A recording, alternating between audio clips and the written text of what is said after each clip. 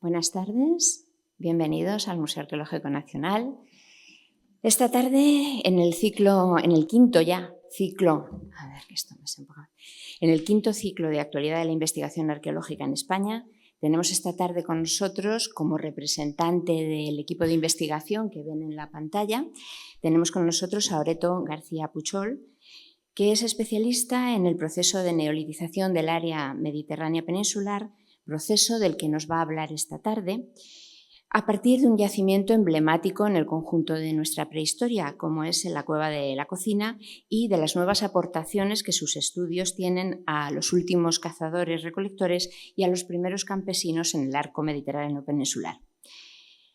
Oreto García Puchol es doctora por la Universidad de Valencia. Actualmente es profesora contratada doctora del Departamento de Prehistoria, Arqueología e Historia Antigua de la Universidad de Valencia y directora del Máster Universitario en Arqueología de dicha universidad. Ha dirigido trabajos de excavación arqueológica en los yacimientos mesolíticos y neolíticos valencianos de la Bric de la Falguera, el Alt del Punxó, yo no sé si lo estoy diciendo bien, pero bueno, lo intento, la Cova de la Pastora, Avenc dels Forats y más recientemente en esta Cueva de la Cocina y en la Cueva de les Cendres. Los objetivos de su investigación se centran en los procesos de transmisión cultural, en la demografía y en la cronología. Pues bien, le cedo la palabra y vamos a escuchar atentamente esta conferencia. Hola, buenas tardes a todas y a todos. En primer lugar, quisiera agradecer a esta institución, al Museo Arqueológico Nacional, el habernos invitado a poder compartir con todos ustedes los resultados de nuestras investigaciones en este yacimiento emblemático de la prehistoria peninsular, que es la Cueva de la Cocina, situada en el municipio de Osaguas, en Valencia. Quiero también, antes de empezar con la presentación, dejar constancia de que los resultados que vamos a presentar son además el resultado de los trabajos realizados por un amplio equipo de investigación en el que colaboran diferentes especialistas en diferentes líneas de trabajo y que su aportación ha sido fundamental para poder aquí tener los datos que les vamos a presentar a continuación.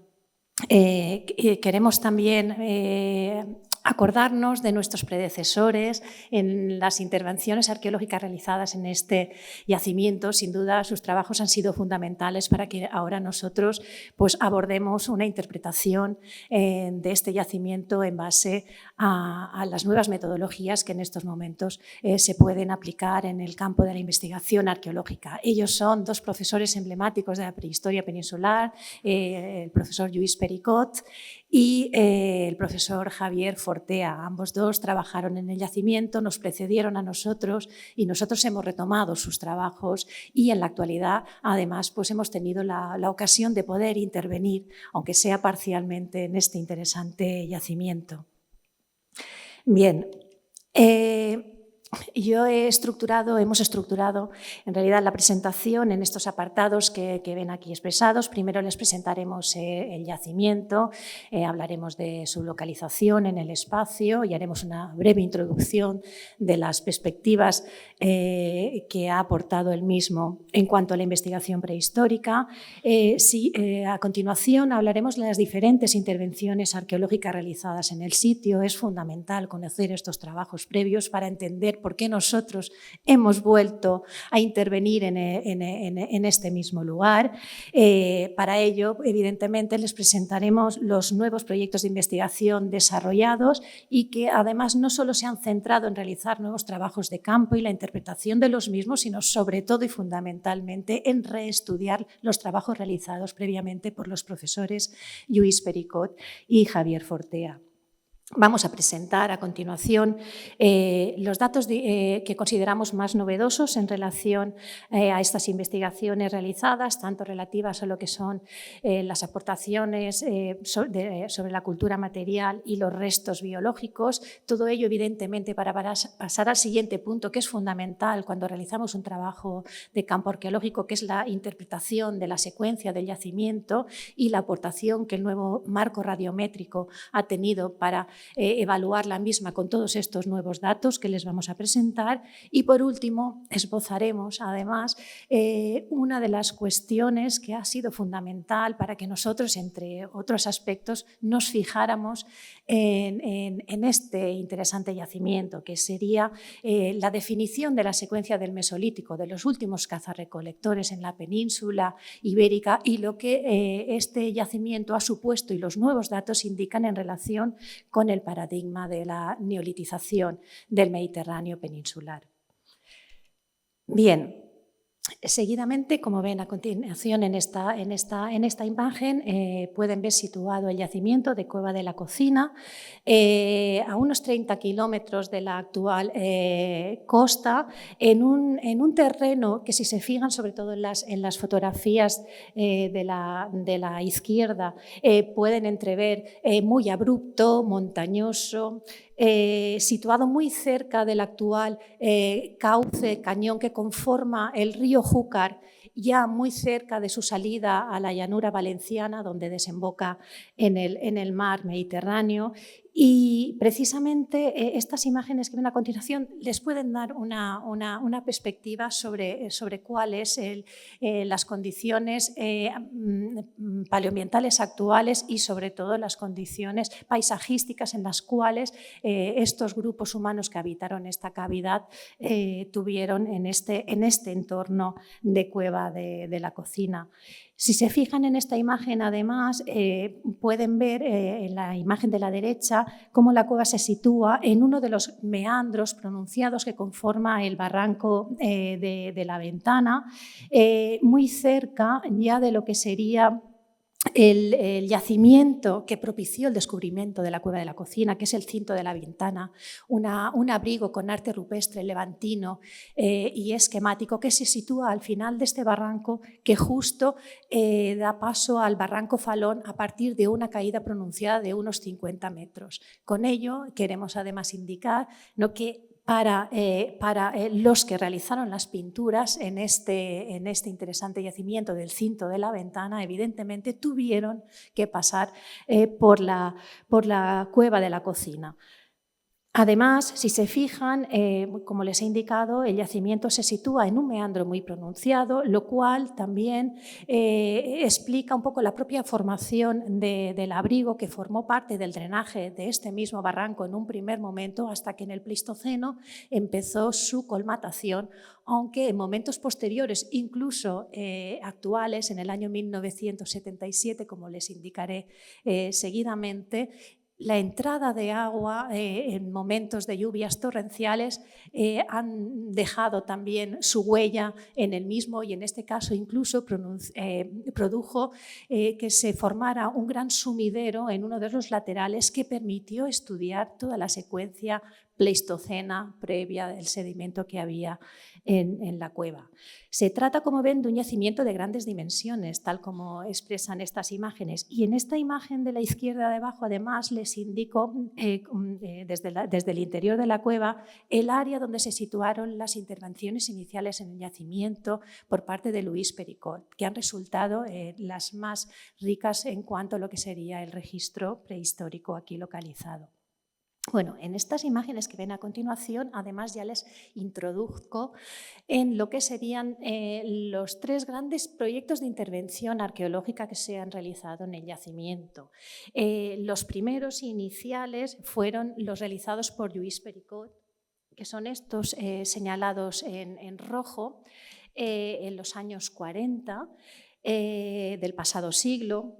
En morado pueden ver indicadas el área sobre la que intervino el profesor Javier Fortea en los años 70 del pasado siglo, y en verde ven indicado lo que serían los sondeos que nosotros hemos efectuado entre los años 2015 y 2018 en este mismo yacimiento, Como ven, todos estos sondeos situados al lado de lo que fue la gran intervención realizada por Louis Pericot. Y ello tiene una explicación que puede que se vea más claramente en la imagen de la cueva de la derecha, en la cual pueden ver las representaciones de las curvas de nivel, y con ello lo que serían las curvas más claras, las amarillas indican las alturas más elevadas y en tonos más fríos, los verdes y azules indicarían las zonas más bajas. Como ven, en este caso se pueden imaginar que en la cueva hay una especie de meseta central de difícil explicación, y ya Pericot se preguntaba por los procesos de formación del depósito arqueológico de la cavidad, porque sobre todo, y ya les puedo avanzar, en esta zona marcada en rojo, que es donde intervino Pericot, se llegó a alcanzar una profundidad de 4,5 metros en lo que era la secuencia arqueológica del yacimiento, y en cambio en las áreas donde excavó Fortea, en la parte central, que él suponía que serían más fértiles arqueológicamente, la máxima profundidad alcanzada no llegó a 1 metro. En este sentido, ya les avanzo que el registro arqueológico, los episodios de ocupación en el yacimiento de Cueva de la Cojicina se encontraban mejor preservados precisamente en esta zona de la entrada y justamente en la pared sur, que es la que veían en la diapositiva anterior. Y si se fijan también, la zona marcada con tonos más oscuros, azules, sería el sumidero que se generó en el año 77 como consecuencia de esa entrada de lluvias en la cavidad.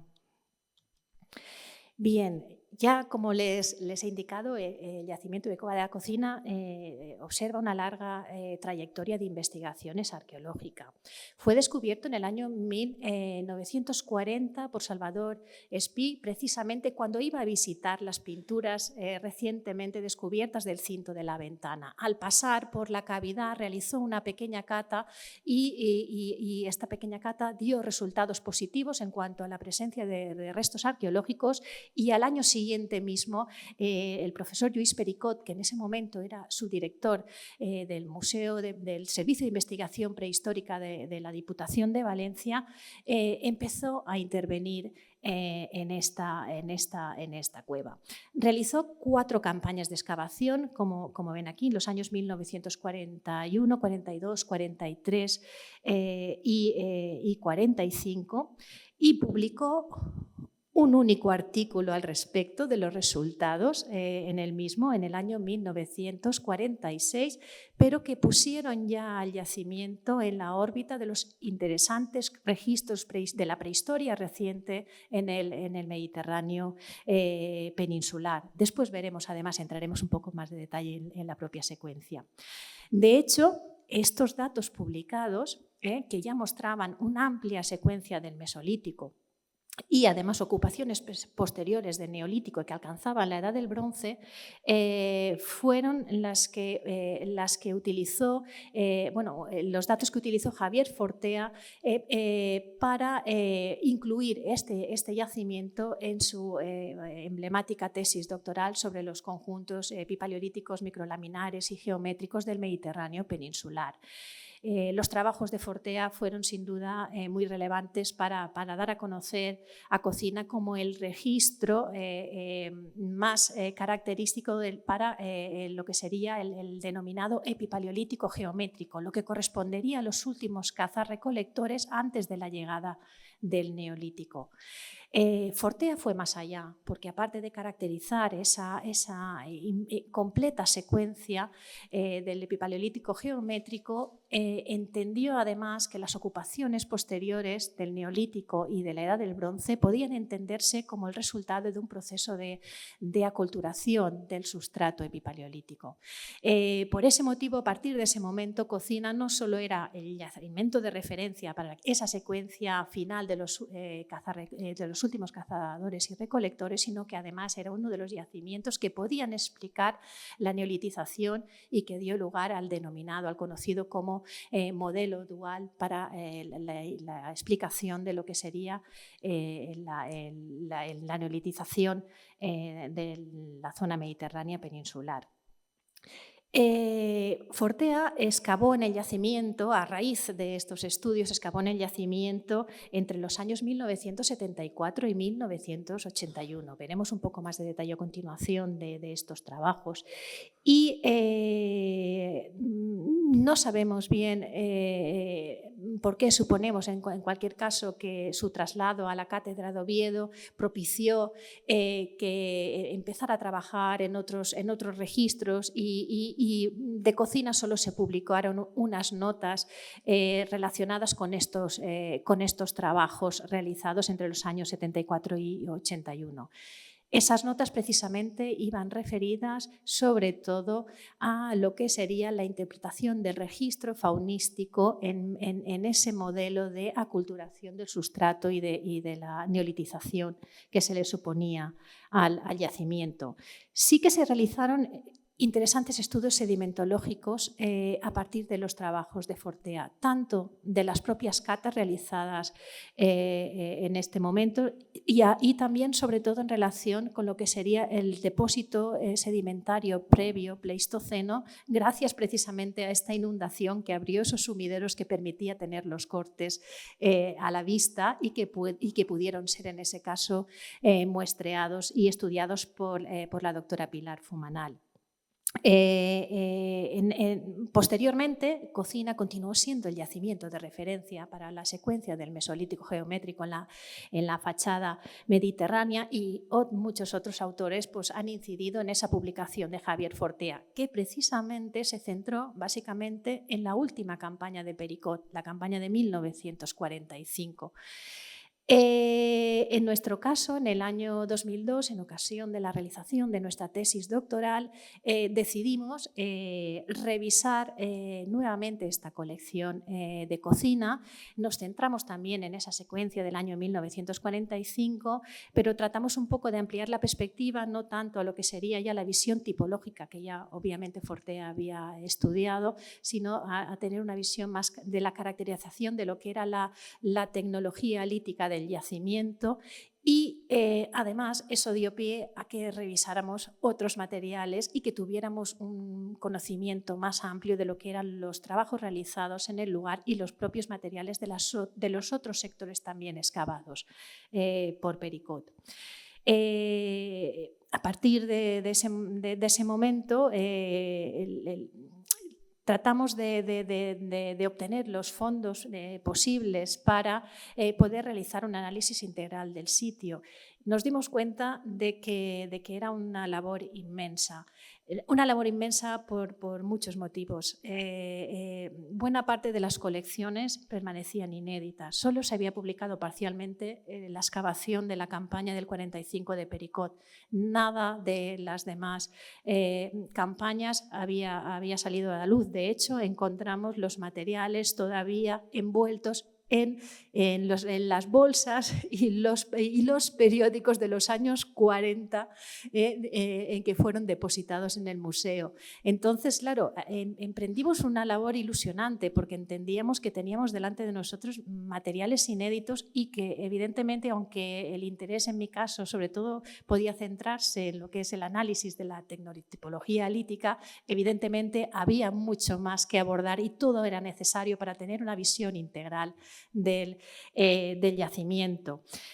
A partir del año 2013 tuvimos la suerte de obtener financiación a partir de proyectos nacionales del Ministerio entonces de Economía y Competitividad y posteriormente de universidades, y con esos proyectos y sobre todo con el apoyo del Museo de Prehistoria y el Servicio de Investigación Prehistórica de la Diputación de Valencia, que financió gran parte de los trabajos de campo, decidimos nuevamente incidir en lo que sería la interpretación de este conjunto de cocina.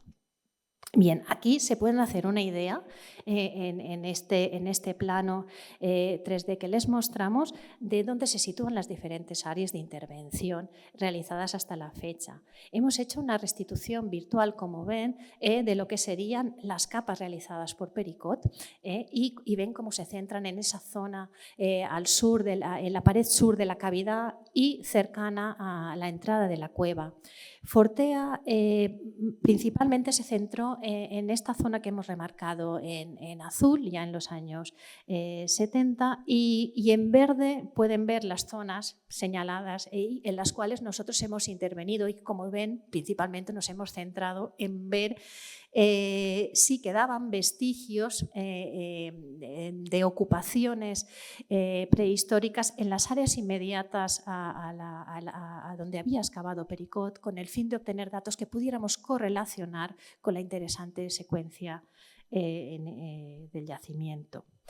Vale, bueno, los principales objetivos desarrollados con todos estos proyectos, que es verdad que en este momento nos encontramos en un punto en el que vamos a publicar algunos de los resultados más relevantes, pero sin duda todavía queda trabajo por hacer, pues ha sido integrar toda la información de las intervenciones realizadas en el sitio. Esa ha sido una inmensa labor. Nosotros hemos excavado 4 campañas, pero apenas hemos abordado una parte muy marginal de lo que serían las ocupaciones prehistóricas en el yacimiento. El conjunto amplio de la intervención fue el realizado por Lluís Pericot en los 40. En cualquier caso, ya tenemos información para poder caracterizar, y era uno de los objetivos, tanto las ocupaciones del Mesolítico como también las del Neolítico y de la Edad del Bronce. Ya les avanzo que las que están mejor conservadas y que aportan una información más relevante son las de ocupaciones de cronología mesolítica, las que se refieren a esos últimos cazadores y recolectores. Evidentemente nos interesaba insistir e incidir en el análisis de los procesos de formación del registro. Teníamos información muy diferente entre los datos de Pericot, los datos de Fortea, muchísimo más precisos, y los propios generados por nuestros proyectos.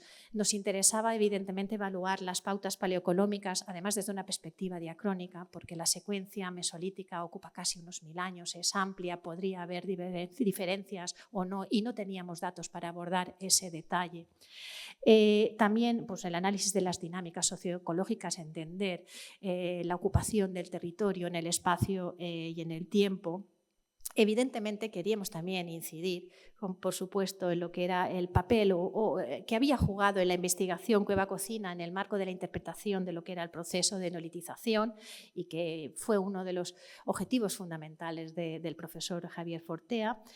Y evidentemente también una parte muy importante y relevante, como verán en diapositivas posteriores, era incidir también en el estudio del componente simbólico.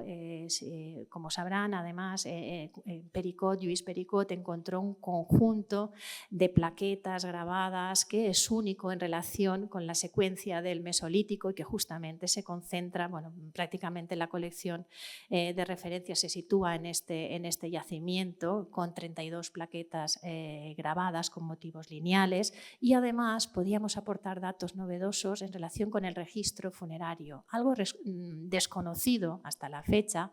Es verdad que los diarios de Pericot hacían referencia a la presencia de restos humanos de forma marginal. Nosotros, a partir de esta información, buceamos en lo que serían los fondos del museo para tratar de ver si se confirmaba la presencia de estos restos, y además ha habido sorpresas. Aparte de estos restos hemos encontrado algunos más que, bueno, en la actualidad pues estamos en disposición de poder además presentar. Bueno, algunos de estos trabajos iniciales que hemos realizado a lo largo de estos años en relación con estos proyectos pues han sido publicados tanto en revistas internacionales como también nacionales. Hemos incidido pues, en la presentación ya de una parte del marco radiométrico hasta el año 2013, si no recuerdo mal, no se había publicado, no había fechas radiocarbónicas de Cueva de la Cocina. Gracias a estos proyectos pues ha sido posible tener un marco radiométrico preciso. Hemos incidido en algunos aspectos sobre la formación del registro, los procesos tafonómicos, sobre todo en relación con lo que sería el sector excavado por Javier Fortea, que presentaba problemas importantes y que nosotros hemos tratado de evaluar a ese respecto. Hemos incidido en cuestiones relacionadas con las materias primas. La colección lítica de cocina, como verán a continuación, es enorme y era un aspecto que nos interesaba también especialmente. Análisis de carácter sedimentológico y otros aspectos relacionados con los procesos de cambio cultural en relación con el análisis de la variabilidad, en este caso en el registro de los proyectiles geométricos. Bueno, algunos de estos trabajos son los que ven aquí. Y bueno, para que se hagan además una idea de la distinta dimensión de los trabajos realizados en el sitio, pueden ver aquí en estas tablas cómo Lluís Pericot a lo largo de estos años excavó un total de 60,5 metros cuadrados, lo cual, teniendo en cuenta los cálculos de las profundidades de las capas que él reflejaba en su diario, llega a un cómputo de 116 metros cúbicos. Se pueden hacer una idea. En cambio, la excavación de Fortea apenas son 4 metros cúbicos y la nuestra no llega ni a 3 metros cúbicos. O sea, el grueso del registro de la cueva de la cocina corresponde a las excavaciones de Pericot. Y como ven, además, en relación con lo que hemos mencionado sobre la ocupación diferencial y sobre la conservación diferencial de los depósitos arqueológicos, incluso en los sectores de Pericot hay algún caso en que a los 30 centímetros ya se alcanzaba el nivel de arcillas rojas natural y en cambio en otros sectores hasta los 4,5 metros había secuencia. Se conforma una gran cubeta que es la que compone las ocupaciones y evidentemente hacia atrás, en relación con la zona central donde excavó Fortea, se conserva mucho menos a este respecto. Bueno, aquí algunas de las imágenes de Pericot. La información que contamos respecto a la excavación, una excavación de los años 40, no deja de ser interesante y además para la época incluso podría decir que es detallada. Cada una de las campañas cuenta con un diario de excavación, tal como indicaremos. Él excava la cueva por sectores y por subsectores. Estos sectores y subsectores tienen diferentes tamaños. Los hay de 9 metros cuadrados y los hay de 1,5 metros. En este sentido, él excava por capas, que pueden tener una profundidad entre 15 y 30 centímetros. Esos son los cajones temporales que nosotros podemos tener en relación con la secuencia de Pericot. Hace dibujos de algunos de los cortes, incluso alguna de las plantas. Los materiales los dibuja todos en los diarios. Bueno, no diría todos, pero por ejemplo los proyectiles geométricos sobre los cuales él tenía un especial interés están en su gran mayoría dibujados. Por supuesto, las plaquetas grabadas, todas ellas están dibujadas en los diarios y además hacía fotos. Hay un total de unas 50 fotos de la época conservadas. Es verdad que buena parte de ellas corresponden a los sectores 42 y 43, por diversos motivos. Del 41 tenemos alguna más, es verdad, y del 45 hay muy pocas. Precisamente el sector que fue publicado por Pericot y que después incidió Fortea también en la caracterización de la secuencia. Bueno, como ven aquí, bueno, no sé si se observa, creo que si me giro no se me oirá bien, pero... Y aquí no lo he indicado, pero hay un claro buzamiento de los sedimentos, además muy pronunciado, en dirección este-oeste. Y aquí lo que vemos es un buzamiento contrario. Bueno, tienen que creerme, es el sector del 43 y entonces es longitudinal a lo que sería el plano de la cueva. Esta imagen a nosotros nos generaba mucha inquietud. No entendíamos bien cuando leíamos los diarios y veíamos esta imagen cómo interpretar ese buzamiento que además nosotros en nuestra excavación habíamos observado claramente. Al observar detenidamente, leer detalladamente los diarios y estudiar los materiales, tuvimos la respuesta. Pericot excavó por capas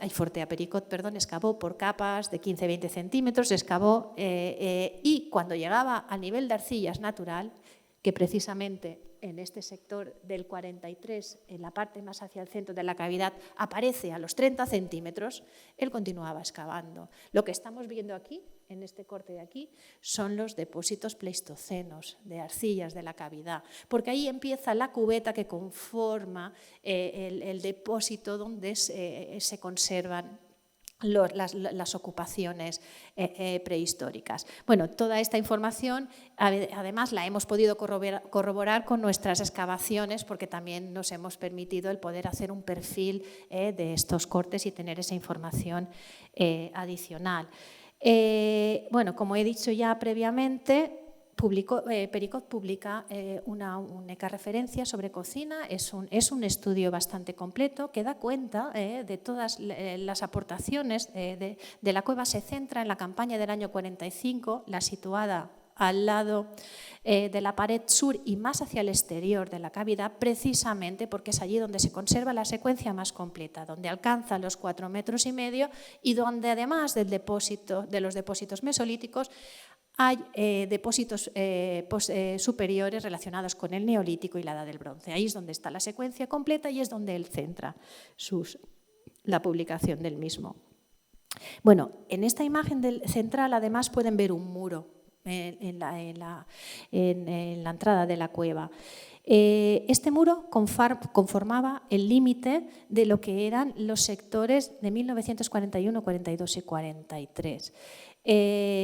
Cuando él mismo observa que se conserva mucha más profundidad de depósito hacia el exterior de la cueva, en el año 45 decide quitar este muro y a continuación excava hacia el exterior de la cavidad, a partir del mismo construyendo un nuevo muro de cierre al exterior. Bueno, aquí ven el detalle de los diarios de Pericot. Y bueno, como ven, ya les he indicado, buena parte de las armaduras geométricas, de los proyectiles, aparecen dibujados, también algunas piezas, otras piezas retocadas. Aparece además, como ven, en este no es el caso, pero las plaquetas que les he indicado, y como ven además hay referencias también de profundidad en relación con la pared.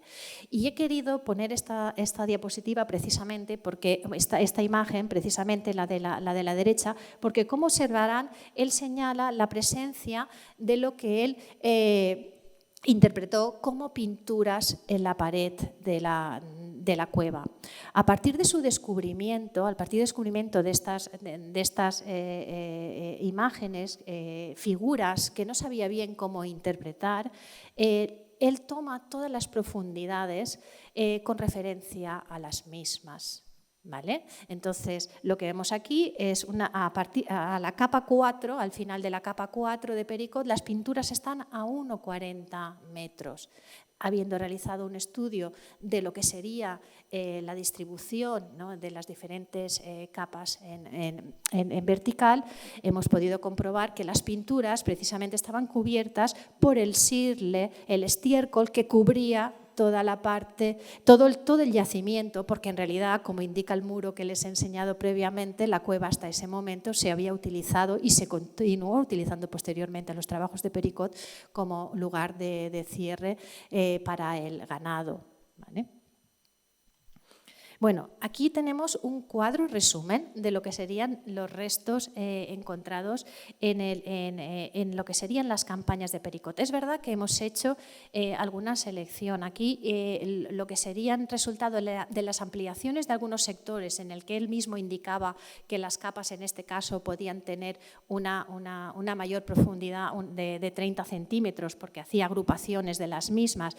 Los materiales procedentes de limpiezas, de caída de cortes, etcétera, no están contabilizadas. ¿Vale? Hemos contabilizado aquello con lo que nosotros después hemos podido jugar para establecer las relaciones de la secuencia. Pero bueno, en cualquier caso pueden hacerse una idea de la magnitud del registro de Cueva de la Cocina, sobre todo observando la cuantía de los restos líticos recuperados. Unos 70.000 restos, como digo, sin tener en cuenta todos estos materiales que no hemos contabilizado. Hay 800 restos de cerámicas, como ven. La fauna no es muy abundante, pero es verdad que ahora además lo hemos podido corroborar, hay un sesgo importante. Pericot recogía solo los huesos completos y las epífisis. Los restos de diáfisis, los fragmentos no están recogidos en la colección. Lo mismo sucedía con la malacofauna, tanto terrestre como marina. Los caracoles completos están recogidos. Los fragmentos no aparecen, hay un sesgo en la selección de los mismos. Con las plaquetas tuvo un especial cuidado. Hay además una colección de plaquetas sin evidencias de marcas antrópicas que también están depositadas en el museo, pero pueden imaginarse. Pericot previamente había excavado en la cueva del Parpalló en Gandía, había sido el descubridor de la gran colección de arte mueble del Paleolítico mediterráneo. Por supuesto, el tema del arte para él era algo muy, muy importante, y cuando descubrió las primeras plaquetas grabadas, para él fue una gran sorpresa, y entonces tuvo especial esmero en recoger las mismas y comprobar si había además restos de grabados. Bueno, hay, como ven, además, pues restos también de ornamento, que también es una cuantía muy elevada, de hueso trabajado. En fin, un conjunto realmente importante. ¿Y qué hacíamos con eso? Teníamos capas, cajones de 15-20 centímetros con relaciones estratigráficas definidas, como ven, muy parcialmente, y que nosotros en cualquier caso sí que queríamos poder tener una idea de cuál podía ser la relación entre las mismas, ¿no? Y entender un poco mejor así cómo se sucedían las ocupaciones del yacimiento. Como ven, buena parte de estas ocupaciones de las campañas de Pericot correspondían al Mesolítico. Y lo que hicimos nosotros es reconstruir estas capas, como ven, en 3D, estos lo que denominamos nosotros eso, los cajones temporales, y al mismo tiempo hemos podido, a partir del recuento de toda la colección, el análisis de la colección de Pericot, ver su distribución. Es verdad que la distribución va a ser aleatoria horizontalmente, pero en vertical sí que nos puede dar una lectura, al menos si las intensidades de las ocupaciones se han podido mantener o si hay diferencias, no en el pequeño detalle, pero sí para tener una visión un poco más completa del mismo. Como les digo, en los años 74-81, Javier Fortea decide intervenir en la cavidad. Él había visto una parte del registro, había estudiado una parte del registro de Pericot, también el 45, y además, como les he indicado, entendió que seguro que iba a conservarse mejor el depósito en el centro de la cavidad, porque además en el año 77, estando él allí excavando, les he dicho que se produjo esa entrada de agua en la misma, lo cual introdujo un depósito de limos de 3 centímetros en toda la superficie de la cavidad, llegó a cubrir el área que él había marcado para la excavación y abrió el sumidero lateral. Él entendía que la zona de la entrada de la cueva no era la mejor para las ocupaciones humanas, porque entre otras pues tenía ese tipo de... Pero pronto se dio cuenta de que en este caso los niveles de arcilla estériles aparecían muy temprano y que además el depósito observaba problemas de consistencia, la presencia de las cerámicas junto con materiales claramente de asignación mesolítica. Él los entendía en ese momento como resultado de ese proceso de aculturación, pero si se realizaba un análisis en detalle del conjunto, los problemas parecían más acuciantes. Bueno, él en cualquier caso excavó no solo en esta área central que les he indicado, donde instaló esta plataforma, esta estructura metálica, realizó, como les he dicho antes, una excavación ejemplar, excavaba por tallas mínimas, fotografiaba todas las plantas, los materiales que daban en las plantas indicados. A continuación, una vez alzados, procedía a continuar con la excavación. Además, hizo varios muestreos en la cavidad trató de intervenir al otro lado del área central, en la denominada zona U, y realizó una gran zanja central que unía esta zona U con lo que sería el sector excavado por Pericot. Como ven, estuvo además unos cuantos años, y es importante señalar también que sin duda los trabajos, el estudio sedimentológico realizado por Pilar Fumanal ha sido fundamental también para nosotros para poder entender mejor cuál sería el proceso de formación del registro en el mismo. Ven aquí una imagen de este sector E, es que es la gran área marcada en morado, una de las zanjas que él excavó para hacer estos estudios sedimentológicos, y ven en la imagen abajo de la derecha el resultado de la limpieza del corte del sumidero que dejó esta entrada de aguas y que le permitió estudiar a Pilar Fumanal todos estos depósitos pleistocenos.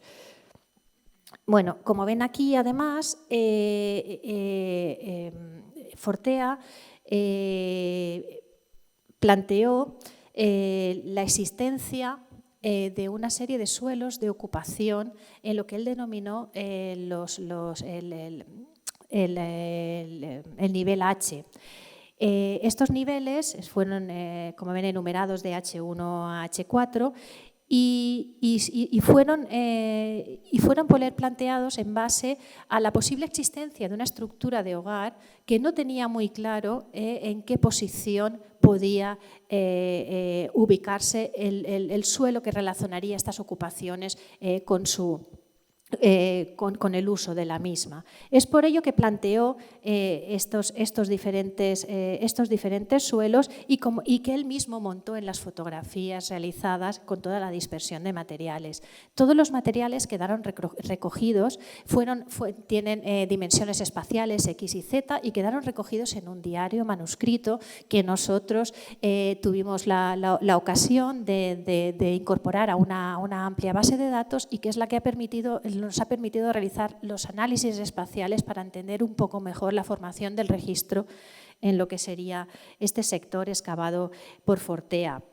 A partir de ahí hemos realizado análisis de densidades de materiales, y ello nos ha permitido corroborar que la presencia de cerámica en estos supuestos niveles mesolíticos es ajena a estas ocupaciones, y que tiene que ver más con procesos de carácter tafonómico, tanto por procesos naturales, como hemos visto. Hay varios episodios que además detectó uno de ellos, Fortea, también un evento de inundación del yacimiento posterior a lo que serían estas ocupaciones mesolíticas, y también a actividades antrópicas. Nosotros interpretamos que este hogar de Fortea se trataría de una estructura neolítica, y que buena parte de la presencia de cerámicas en torno a este cuadro donde se sitúa la estructura estaría en relación precisamente con esta actividad, con este uso ya de momentos neolíticos. Además, lo hemos corroborado con las dataciones arqueológicas, que claramente preceden a lo que sería la llegada del neolítico al entorno de la fachada mediterránea peninsular. Y en los años 2015-2018 decidimos nosotros intervenir en la cavidad. En ese momento ya habíamos empezado a trabajar con los materiales en los fondos del Museo de Prehistoria, tanto resultado de las excavaciones de Javier por Fortea como las de Pericot, con lo cual ya teníamos información previa para entender un poco mejor cómo era el registro sedimentario de la cavidad. Es por eso que en un primer momento decidimos centrarnos en realizar una serie de sondeos en las inmediaciones de lo que era la gran área excavada por Lluís Pericot. Abrimos una de las zanjas que había excavado Javier Fortea para unirlo con su sector U, que es el que está justo en la imagen Bueno, sí, creo que sí que se señala justo en esta parte de aquí, porque precisamente también en esta área Javier Fortea localizó niveles mesolíticos y posteriores materiales también de cronología neolítica. Considerábamos que era uno de los puntos donde podía conservarse también información respecto a lo que serían estos niveles más recientes de ocupación. Bueno, aquí pueden ver un detalle. Esta zanja en realidad la había realizado Javier Fortea, ¿vale? Estaba tapada, él una vez dejó los trabajos de campo, cubrió, excepto el gran sector, el resto de las zanjas fueron cubiertas. Nosotros lo que hicimos es vaciarla nuevamente, estudiar los cortes y entender cómo en los mismos veíamos que buena parte del sedimento que se observaba correspondía a los depósitos naturales estériles de la cavidad, con lo cual ya estábamos fuera, ¿no?, de lo que sería la propia excavación de Pericot y quedaba muy poca secuencia relacionada con las ocupaciones ya del Mesolítico. Tuvimos ocasión también de realizar un pequeño sondeo justo en el margen de lo que sería el corte del 43 de Pericot, ese que les he señalado previamente, donde se veían esas laminaciones correspondientes a la sedimentación pleistocena y que corroboró esa propuesta de que evidentemente Pericot también excavó esa parte de la sedimentación. Tuvimos ocasión de comprobar la presencia de los limos de inundación del año 77 que todavía cubrían el área de criba, porque el sector donde Pericot había excavado fue utilizado por Javier Fortea como el área de la criba de sus excavaciones. Y en este caso, además, planteamos una serie de sondeos adicionales. Este que ven aquí es el sondeo 1, que se sitúa justo donde les indico, en esta parte de aquí. Buena parte del sedimento que aflora es la arcilla estéril, estamos ya en depósitos pleistocenos, y esto, en este caso aquí, lo que ven es una estructura de hogar, pero es una estructura de hogar de cronología contemporánea. ¿Vale? En lo que serían los sondeos 2 y 3, que se relacionan, en el sondeo 2 en este caso, que se relaciona con lo que sería esta zanja excavada por Fortea, buena parte de la misma vemos que ya afloran también las arcillas rojas naturales, pero observábamos que había la presencia de una concentración de carbones en el corte y desafortunadamente de lo que se fuera la excavación de estas zanjas no contábamos con información de Fortea. Sí hay información muy minuciosa de la excavación del sector E y del sector U, pero no tenemos información respecto a lo que era el resultado de estas zanjas. La verdad es que al ver la estructura que podía ser los restos de un hogar, incidimos en este corte hasta llegar a la misma, la excavamos, realizamos una datación radiocarbónica y corroboró que se trataba de una estructura, en este caso de cronología mesolítica. Pero buena parte de lo que cubría la misma era un sedimento también arcilloso, rojizo, que presentaba algunos materiales de cronología mesolítica, incluso cerámicos, es verdad que escasos y que no sabíamos cómo interpretar.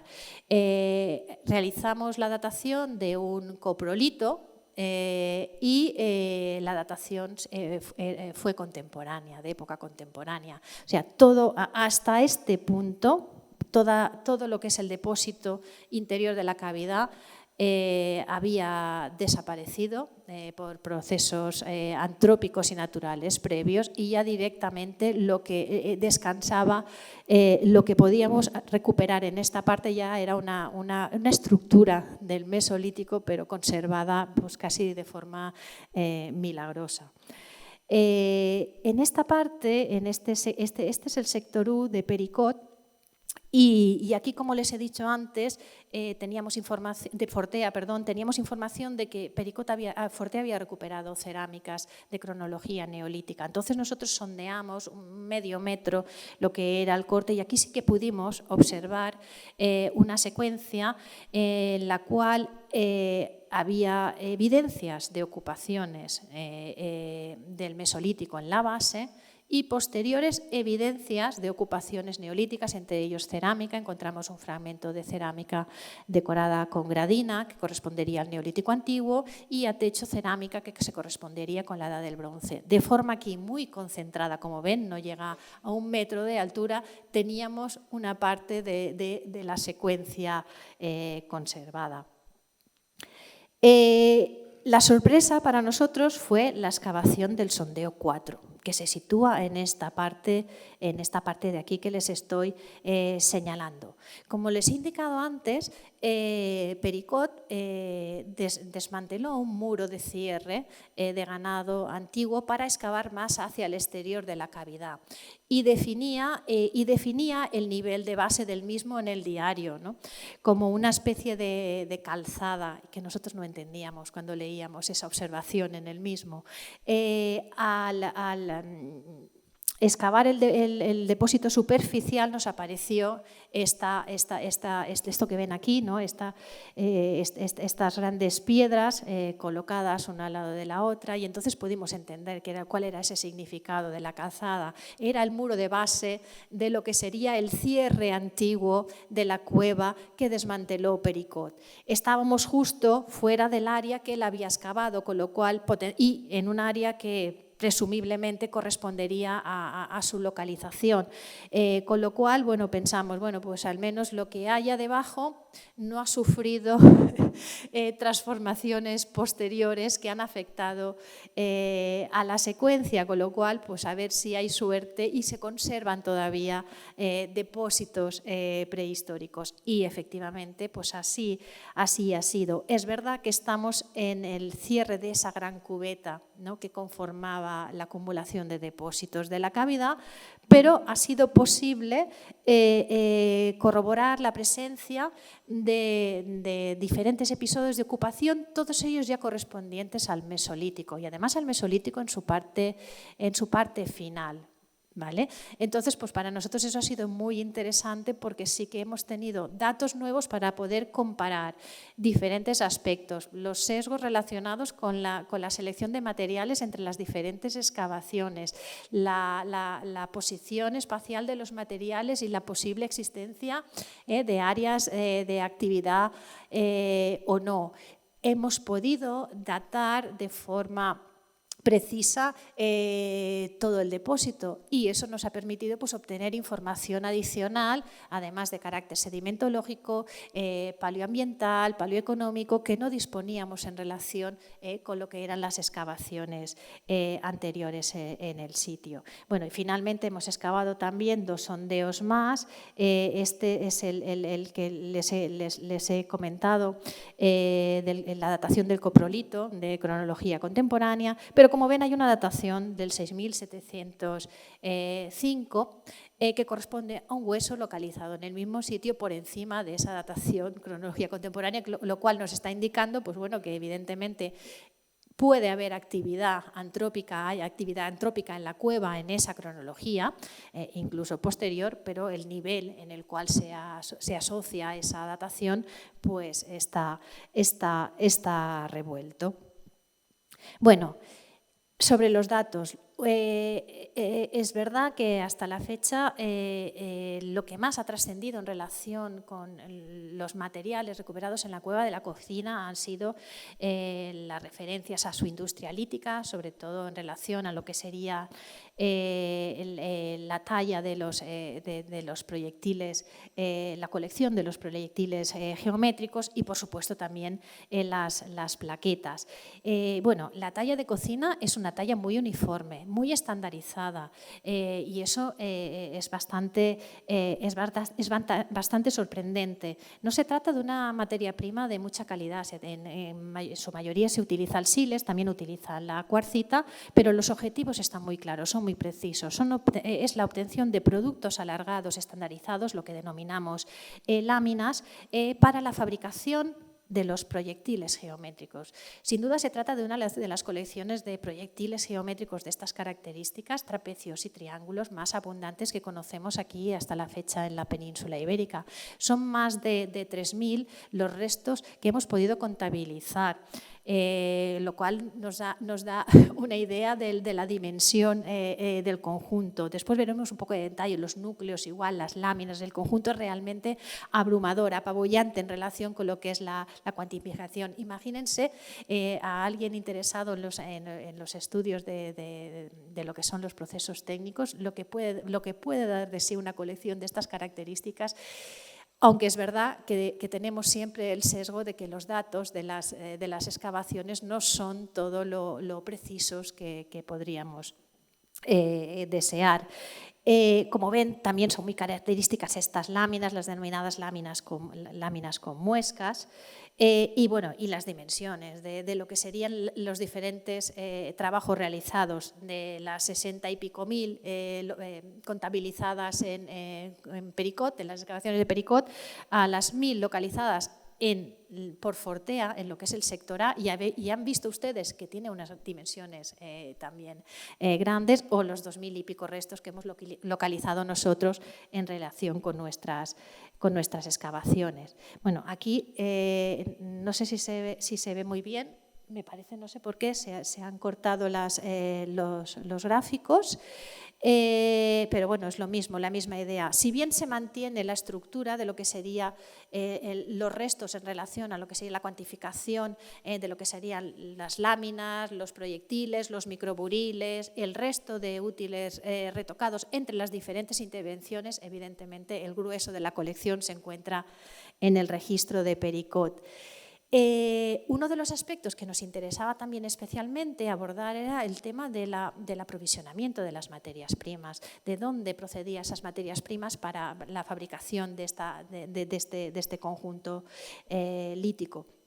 Y prospectando en el área, porque el proyecto también contemplaba la prospección de las inmediaciones de la cavidad, pudimos encontrar una de las fuentes de materia prima, la materia prima local inmediata a lo que es el propio yacimiento, y que es la fuente más utilizada en el conjunto. Ello lo hemos podido corroborar también a través de análisis geoquímicos, y además hemos muestreado diferentes fuentes de materia prima más alejada que nos han permitido también entender un poco mejor esa dinámica en la evolución de la utilización de las materias primas y abordar un aspecto que macroscópicamente ya habíamos observado, como era una evolución, una mayor profusión de las materias primas locales en la base de la secuencia mesolítica y una mayor diversidad en lo que serían los momentos finales del Mesolítico. Bueno, evidentemente esta gran profusión de proyectiles geométricos tenían que tener un sentido, tenían que tener un objetivo, y es que la Cueva de la Cocina es un cazadero de cabras. Es un lugar muy propicio, el entorno, como han visto en las imágenes iniciales, se presta a la caza de estas presas, y evidentemente este también era uno de los objetivos, abordar el análisis paleoeconómico de la secuencia mesolítica a partir de los datos que teníamos tanto de Pericot como de las restantes excavaciones. Como ven, la cabra es la presa más cazada, se trata de una caza selectiva. Además, se ha podido determinar que las ocupaciones de la cavidad se situarían principalmente entre la primavera y el verano, en base al análisis de lo que sería la dentición de los restos conservados. Además, los animales se llevaban completos a la cavidad, se encuentran evidencias de procesado de los mismos completos. Ven aquí un resto de cráneos y además en algunos de los restos que observan pueden ver las marcas de fractura antrópica del procesado que se realizaba en el sitio. En cualquier caso, como les he dicho, hay una clara selección en lo que serían las excavaciones de Pericot y, por tanto, hemos tenido que hacer el estudio realizando la comparación con los datos de las nuevas intervenciones, porque eso nos ha permitido también entender un poco mejor cuál era, en qué sentido iba este sesgo y qué podíamos aportar a este respecto en base a los datos analizados. Bueno, en este punto sí me gustaría recordar a nuestro compañero Manuel Pérez Ripoll. Falleció en el transcurso de la pandemia. Él había sido uno de los investigadores que había excavado con Javier Fortea. Tenía una vinculación con la cavidad muy, muy importante. Y bueno, de hecho, los resultados del análisis faunístico no hubieran podido realizarse sin su colaboración y sin su siempre entusiasmo en relación con el yacimiento de Cueva de la Cocina. Pero además, el análisis del registro completo pues, nos ha dado muchísimas más sorpresas. Hemos podido observar la presencia de restos malacológicos, tanto terrestres como marinos. Ya les he indicado en relación con los marinos que la cueva pues, no está muy alejada de la línea de costa, es aproximadamente unos 30 kilómetros. Las evidencias de restos malacológicos marinos, en buena parte, están relacionadas con el uso de adornos. El conjunto de adornos de Cueva de la Cocina también es uno de los más abundantes en relación con esta secuencia de los últimos cazarrecolectores.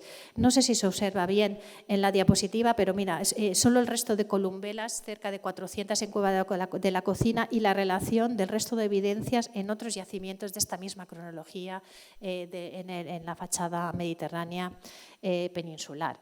Pero si buena parte, como digo, de estos restos malacológicos marinos eran utilizados como adorno, también es cierto que en relación con los berberechos hay claras evidencias de que hay una selección para su consumo, y eso realmente también es una novedad en relación con lo que serían las propias pautas alimenticias y paleoeconómicas en el lugar.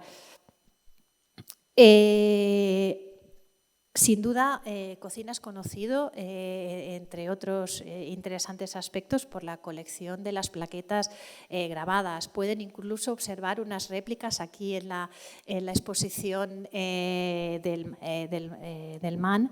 Y bueno, en este caso nosotros hemos podido corroborar otra vez que gran parte del conjunto corresponde, por supuesto, a los sectores excavados por Pericot. Se ha realizado un estudio particular en el marco de una tesis doctoral de Martina Basile y también por parte de la profesora Esther López Montalvo, y hemos podido, desde esta perspectiva, pues, abordar nuevamente el estudio del conjunto completo de las plaquetas.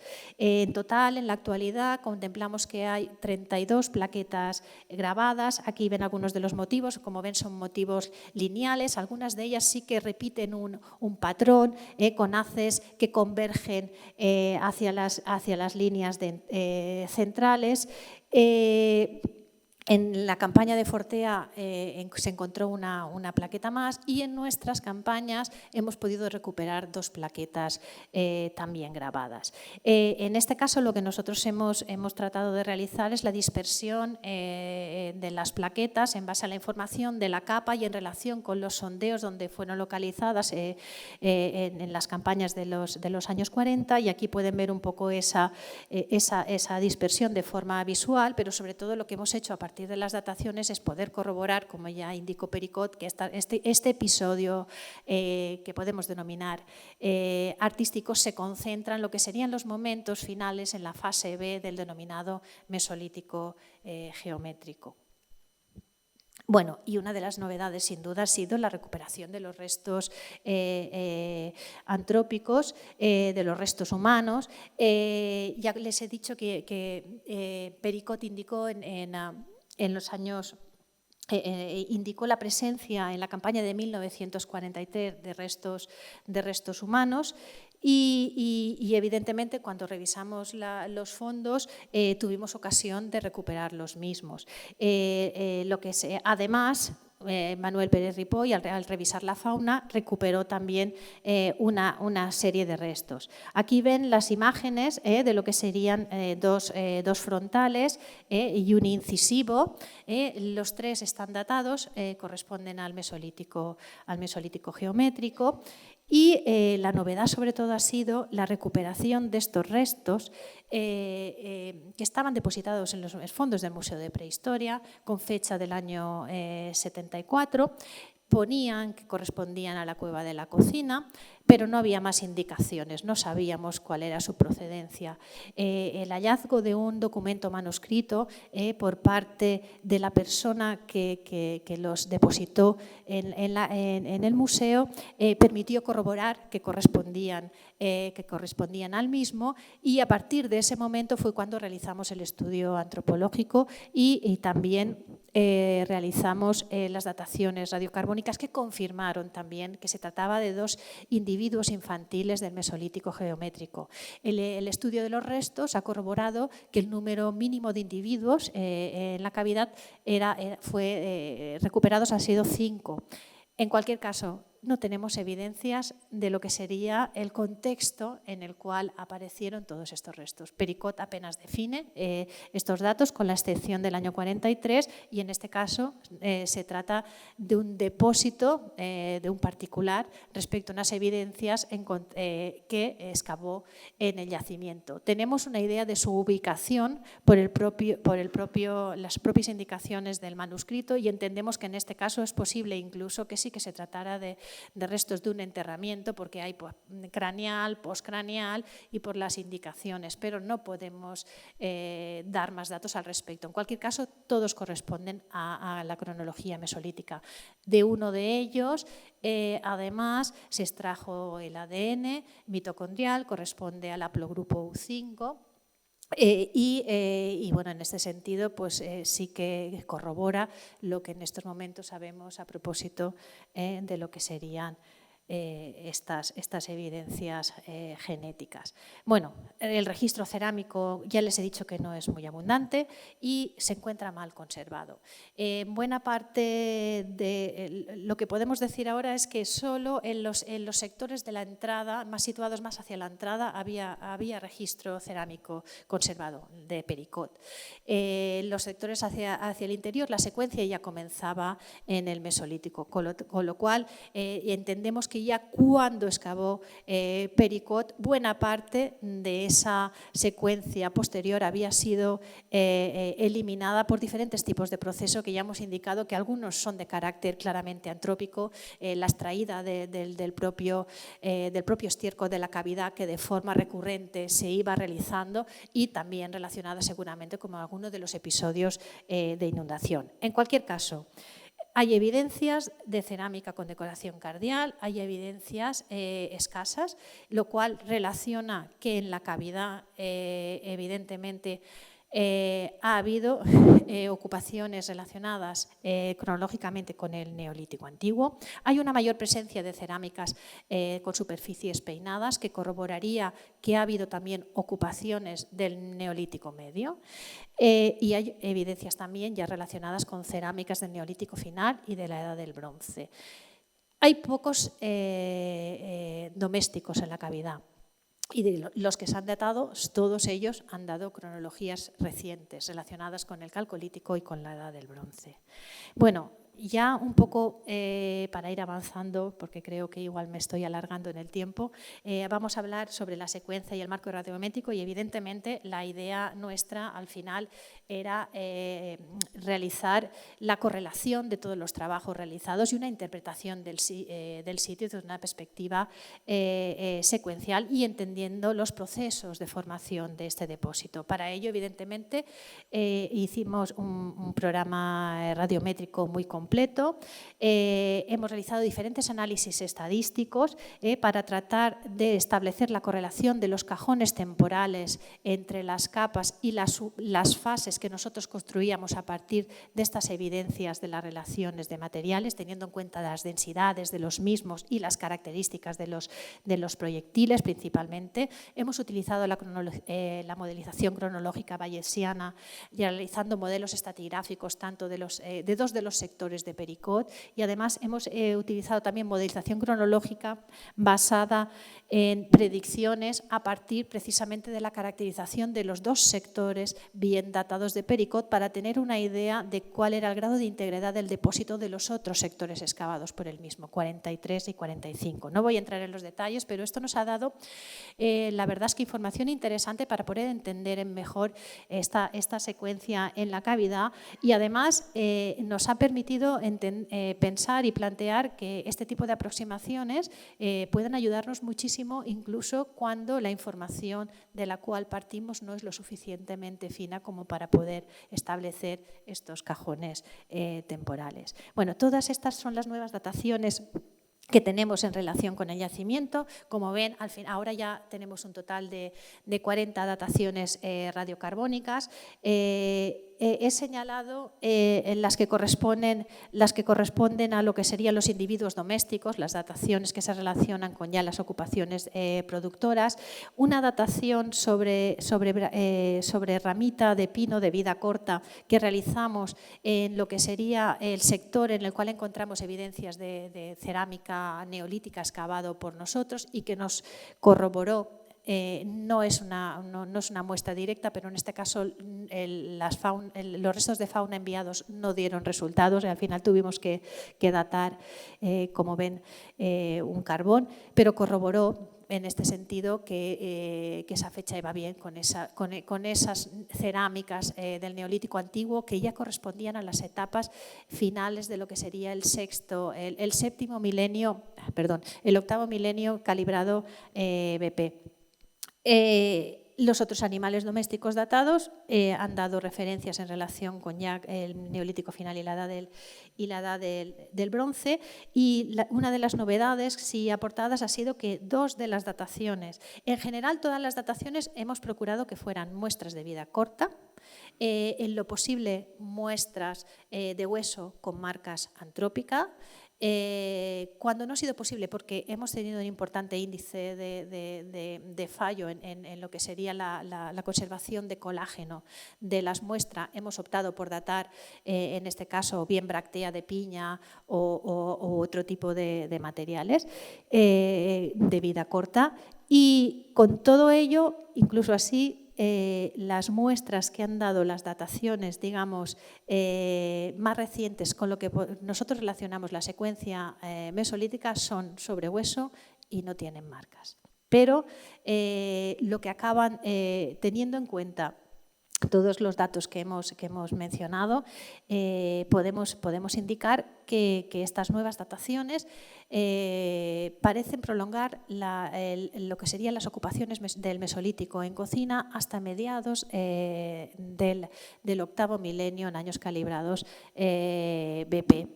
Lo cual resulta interesante asimismo respecto a que evidentemente al menos una de las últimas dataciones ya coincide plenamente con lo que serían las primeras ocupaciones del Neolítico en el área costera valenciana, principalmente en la zona pionera del núcleo de Alicante, donde con estas fechas y con calibrados son iguales estadísticamente, con lo cual evidentemente esto corrobora que el proceso de interacción existe en el área.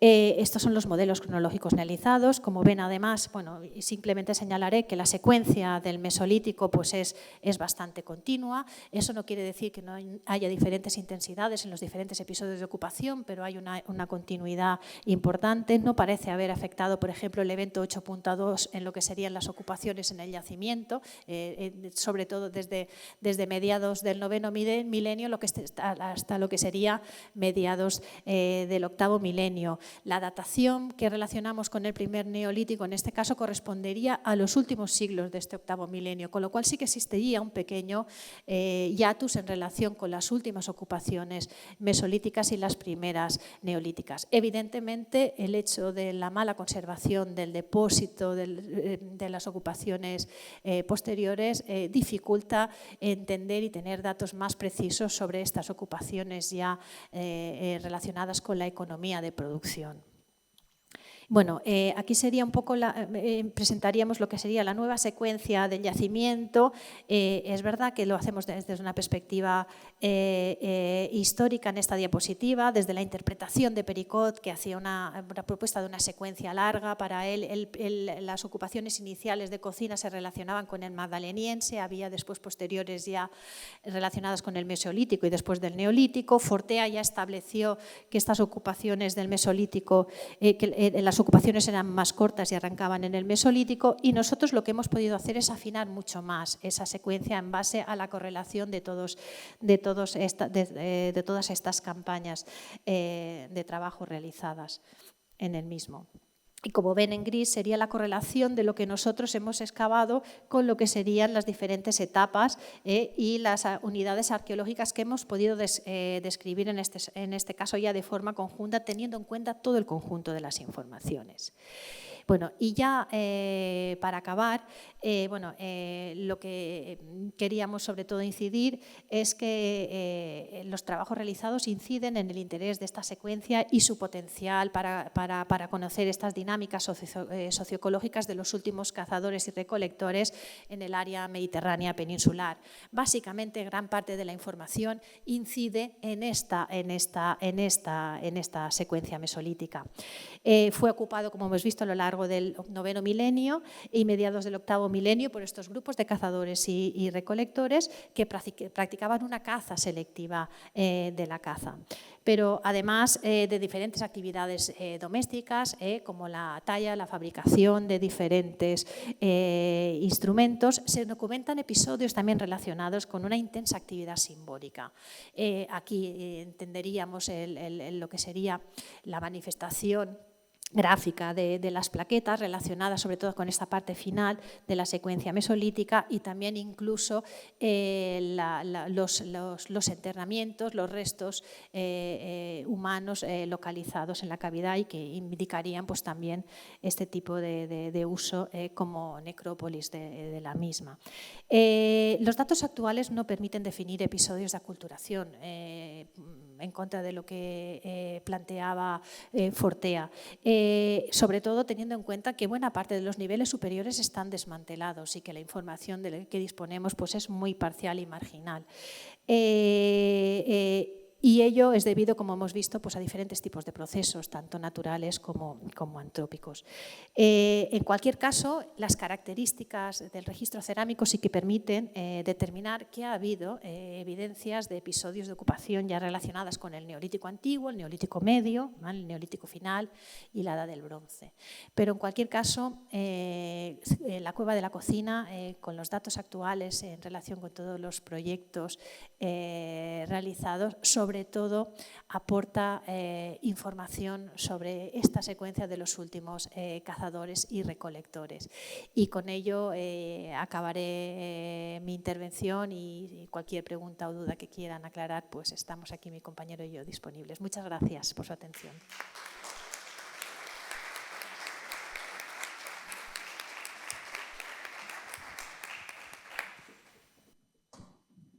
Muchas gracias, Oreto. Como ven, siempre es muy interesante reexcavar en los museos, siempre salen informaciones novedosas. ¿Alguien tiene alguna pregunta? Nos hemos pasado un poquito del tiempo, pero podemos todavía, si alguien tiene alguna pregunta.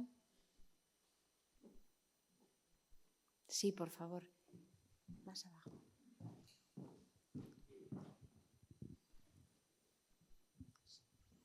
Sí, las plaquetas, ¿sobre qué soporte están? ¿Es piedra? ¿Es hueso?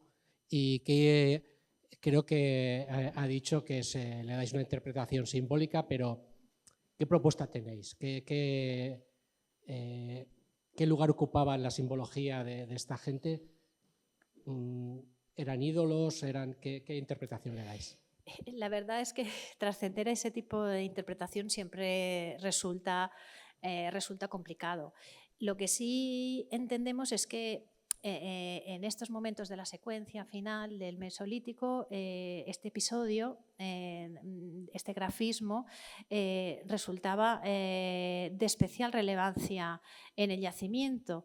Y sobre todo es sorprendente que otros yacimientos de esta misma cronología no observen este tipo de registro, con lo cual entendemos que algún significado especial debería tener estas ocupaciones en este lugar para que además tuviera reflejo la presencia de este episodio artístico. Sería un lugar de agregación, no podemos ir mucho más allá en la interpretación.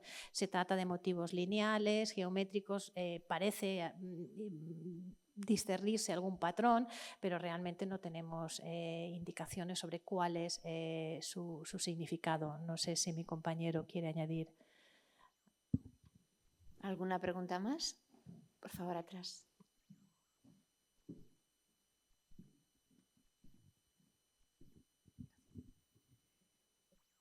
Comentaste algo acerca de que Pericot hablaba, o cuando hizo sus excavaciones, dejó de lado mucho material óseo que hoy en día nosotros los consideramos dentro de, como irrelevantes dentro de las excavaciones arqueológicas. ¿Tienen identificadas dónde estaban las terreras, dónde dejó las terreras de ese material, como para poder hacer un resondeo de ese material que fue descartado, que pasa en muchos sitios en todo el mundo y que tenemos el problema con las antiguas excavaciones? Sí lo tenemos identificado, pero no queda nada, porque está fuera, en el exterior, justo en el cauce del río. Tenemos fotografías, de hecho, del personal de la época cribando los materiales, y allí se observa muy poca cosa en la actualidad. Claro, alguna avenida que otra, aunque no todas ellas van a afectar directamente a la cavidad, pues seguramente se han llevado por delante buena parte de estas terreras. Pero sí, como dices, estas terreras pueden ser muy interesantes a este respecto. Nosotros sí que hemos excavado parcialmente la terrera de Fortea, pero Fortea era mucho más meticuloso a la hora de recoger los materiales. Y tengo una segunda pregunta con respecto a... comentaste acerca también de los motivos que había encontrado Pericot en la cueva. ¿Qué pasa con eso? ¿Que efectivamente son motivos?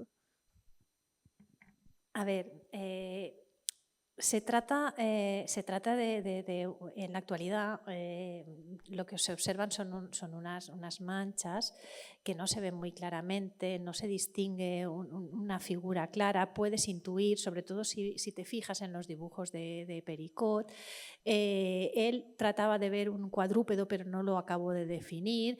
Fortea incluso definió el lineal geométrico precisamente a partir de estos motivos, con lo cual quiero decir que no son muy claros. Es verdad que en la actualidad no se ven muy bien y la pared no ha estado tratada ni nada, con lo cual nosotros no tenemos información adicional. Nosotros sí nos hemos preocupado hasta la fecha, sobre todo de tener en cuenta la relación con lo que serían los propios depósitos de Pericot y reestudiar lo que serían sus referencias de profundidad para entender un poco mejor dónde se situaban. Sí que podemos decir que Pericot, cuando las vio, no las vio, la capa en la que él dice haberlas descubierto, haberlas visto, no es la que cubría las pinturas. O sea, en el momento en que estaba él excavando esa capa es cuando observó las pinturas, porque claro, ya previamente había excavado la parte superficial del sitio. Con los datos espaciales y la reconstrucción que hemos podido hacer, esas pinturas estaban recubiertas, son pocas además, estaban cubiertas por el estiércol de la cavidad. Esa es la información que tenemos en relación. Pero él, a partir de ese momento, él les dio importancia y, de hecho, ya sabéis que es uno de los temas que se trae, una de los debates que se trae a colación en relación con lo que sería la secuencia del arte levantino. Pero respecto a los niveles mesolíticos, los motivos estarían aproximadamente ¿a cuánto? Porque a 1,40. A 1,40 de la base bueno, en realidad de la capa en la que él los observó. De los niveles mesolíticos estarían a unos 80, 90 centímetros. Bueno, pues muchísimas gracias a Oreto y a Joaquín y hasta la semana que viene a todos ustedes.